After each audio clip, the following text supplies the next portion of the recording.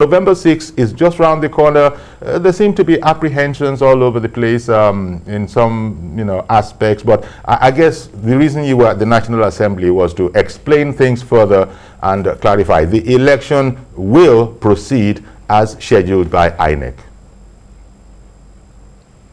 Yes, is that assertion correct? Proceeding with yes, exactly. We are proceeding with the election, definitely.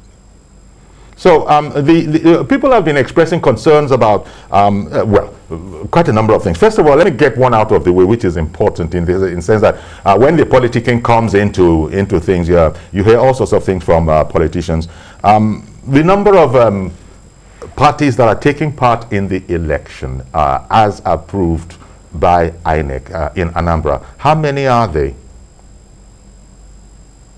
Well, 18 political parties are officially registered by the Independent National Electoral Commission, and all the 18 political parties conducted primaries for the purposes of selecting or electing candidates for the Anambra governorship election. And 18 of them have officially cleared to contest the election. There you go. So every of those 18 parties has a candidate in the election. Because when you hear politicking and you hear things like some parties don't have candidates or that kind of thing, that might be political speak. But facts, on the books of INEC, officially 18 no less, all of them have done the necessaries as approved by INEC and therefore are qualified for the November 6 elections.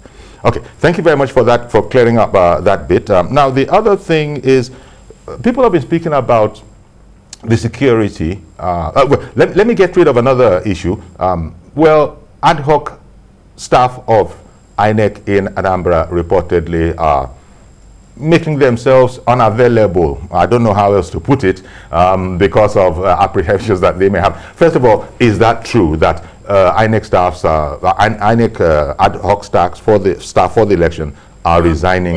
You see, these particular reports relating, yes, the report relating to INEC ad hoc staff either absconding or disengaging from their duty posts is completely false and meant purposely to create fear and to create apprehension in the minds of the ad hoc staff, and also create apprehension and tension in the minds of the parents of some of these ad hoc staff. Now, the methods and methodology for the recruitment of ad hoc staff in the commission are very, very clear, very, very transparent. And the political parties know this methodology, know these processes, and also know this procedure. Now, for the purposes of the Anambra governorship election, we had made a determination right from the day we released the timetable and schedule of activities for this election, and also the time we created the additional polling units in Anambra State, that we are going to need at least a total of 25,009 ad hoc staff for the purposes of conducting this election. This excludes the other categories of staff that will also be involved in the conduct of this election. Now, as you know, we have a total of 5,720 polling units in Anambra State. The polling units will be manned by young men and women doing their national youth service. And we normally harvest them from serving corps members who are in camp. Now, if we have a shortfall in relation to those who are in camp, we look for youth corps members who are in camp in states that are contiguous to the state where we are conducting election. In this case, the states that are contiguous to Anambra State are Delta, Imo, and Enugu states. Now, but the truth of the matter is that we have only finished the training of the ad hoc staff, and we also train redundancies. Now, it is after the training and when we give them letters of engagement that somebody can say, oh, I've been engaged and I don't want to participate. But as of today, none of them has been given any letter of engagement.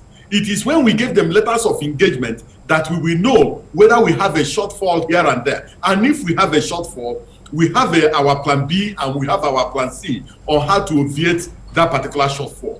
But as of today, nobody, not even a single fellow, has indicated that he or she is not ready to serve. Now, the small stipend that we pay to ad hoc staff in terms of their transportation, in terms of their feeding, and also in terms of their allowances and training fee goes a long way in assisting some of these corps members, and also some of them who just left the camp or who have just finished serving, innovating some of the challenges they have in life. So I think it will not be right, it will not be correct for an individual to just sit in one corner of his room and manufacture stories meant purposely to create fear.